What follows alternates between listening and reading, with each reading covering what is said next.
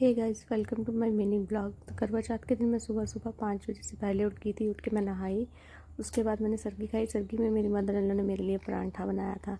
क्योंकि मेरा बेबी अभी छोटा है तो मुझे तो व्रत के लिए मना कर रहे थे, लेकिन मैंने फिर भी व्रत करने की सोच लिया।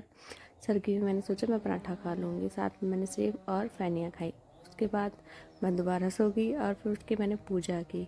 पूजा करने के बाद फिर मैंने और मम्मी ने छोटे बेबी को नहलाया। उसके बाद मैं तैयार हो गई। तो ये था मेरा करवा चौथ का फाइनल लुक।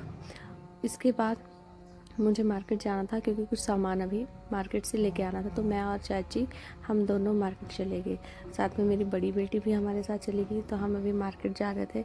मैंने भी थोड़ा सा सामान लेना था और कुछ सामान चाची जी ने भी लेना था। और वैसे भी करवा चौथ के दिन टाइम पास हो जाए तो हमने सोचा हम घूम के आते हैं, इसलिए हम चले गए मार्केट। और मार्केट जाके हम, वैसे मेरी बेटी बहुत तंग कर रही थी कि कैमरा मुझे दो, तो हमने उसके पास कैमरा दे दिया। उसके बाद उसने ये शूट किया और वहाँ से हम डायरेक्ट मार्केट गए। मार्केट से हमने जो सामान लेना था वो लिया। उसके बाद हमने थोड़ा बहुत पूजा वगैरह का काम किया, जैसे शगन वगैरह बनाने थे वो सब बनाया। तो मार्केट में वैसे हमें ज़्यादा टाइम तो नहीं लगा, हम आधे एक घंटे में वापस आ गए थे। छोटा बेबी हमने घर में ही छोड़ा था। घर आके हमने शगन बनाए, शगन बनाने की तैयारी की। उसके बाद पूजा करने की तैयारी की और कोई 4 बजे हमने पूजा करना शुरू कर दी।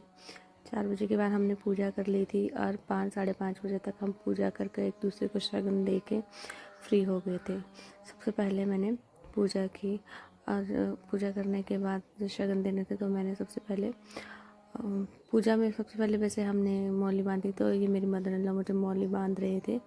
उन्होंने पहले मुझे मौली बांधी तो मेरी बेटी बोलती मुझे भी बांधो, मुझे भी बांधो।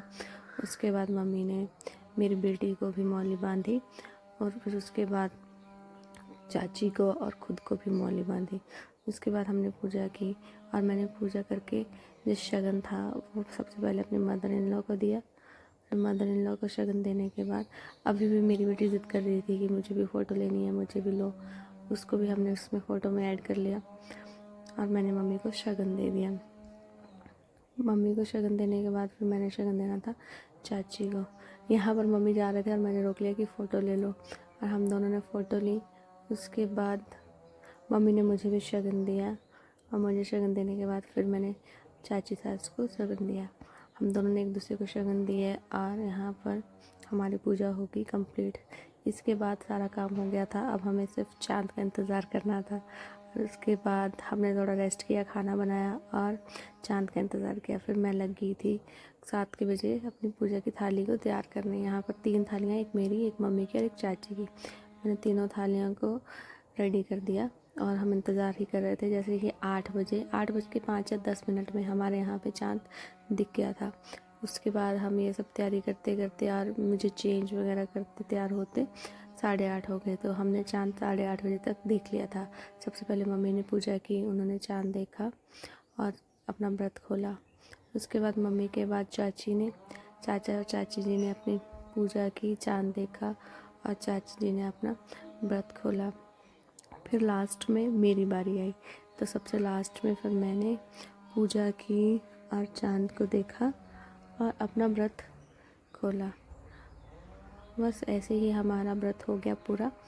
और लास्ट में मेरी बेटी फिर से हमें तंग कर रही थी कि वीडियो मुझे बनानी है, मैं फ़ोटो खींचूँगी। तो कुछ एक क्लिप्स जो हैं वो उसी ने ही यहाँ पे शूट किए हैं। तो ये हमने चाँद देख लिया, व्रत कंप्लीट कर लिया। फिर वैसे तो पूरा दिन भूख नहीं लगी थी, लेकिन वैसे मैं फ़ीड कराती हूँ अपने बेबी को। तो 7 बजे के बाद मुझे थोड़ी थोड़ी प्यास लगी थी, लेकिन मैंने फिर भी पानी नहीं पिया था। मैंने सोचा कि इतना व्रत कर लिया है पूरा दिन, तो अब थोड़ा सा और वेट कर लूँ। जैसे ही व्रत पूरा हुआ उन्होंने मुझे पानी पिलाया और व्रत खोला। इसके बाद हमने खाना खाया।